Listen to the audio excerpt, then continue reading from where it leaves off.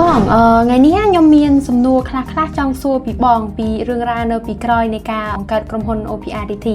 សំណួរទី1ដែលខ្ញុំចង់សួរបងតើអ្វីជាកម្លាំងចិត្តដែលនៅពីក្រោយរឿងរ៉ាវដែលជំរុញឲ្យបងបង្កើតក្រុមហ៊ុន OPRDT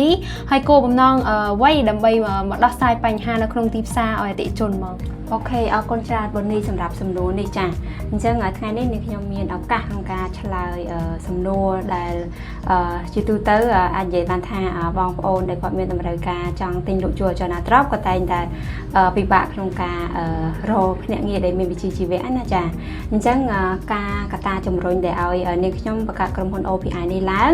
គឺដំបូងឡើយគឺក្រុមហ៊ុន OPI យើងបានបង្កើតក្នុងឆ្នាំ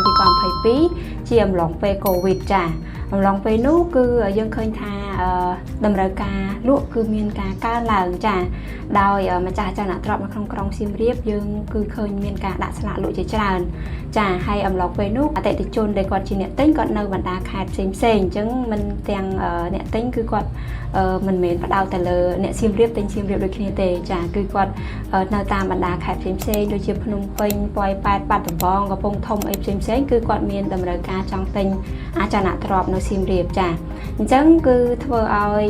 នាងខ្ញុំបង្កើតក្រុមហ៊ុននឹងមកដើម្បីជួយផ្សព្វផ្សាយអចលនទ្រព្យរបស់ម្ចាស់ទ្រព្យឲ្យទៅដល់អតិថិជនគោលដៅហើយនឹងកត្តាមួយទៀតដោយសារមើលឃើញថាក្នុងវិស័យអចលនទ្រព្យដែលខ្ញុំមានបទពិសោធន៍យូរឆ្នាំនៅក្នុងវិស័យនេះយើងសង្កេតឃើញថា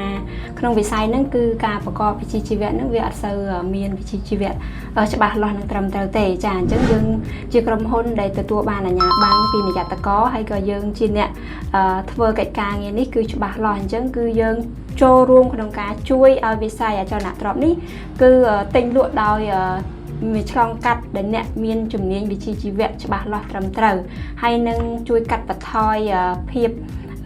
ខុសប្រក្រតីឬក៏បញ្ហាផ្សេងៗនៅក្នុងវិស័យចលនាទ្រព្យនេះចាហើយចំណុចមួយវិញទៀតនោះគឺដើម្បីជួយបងប្អូនជំនាន់ក្រោយគាត់មានការងារធ្វើនៅក្នុងក្រុមហ៊ុនរបស់យើងផងដែរចា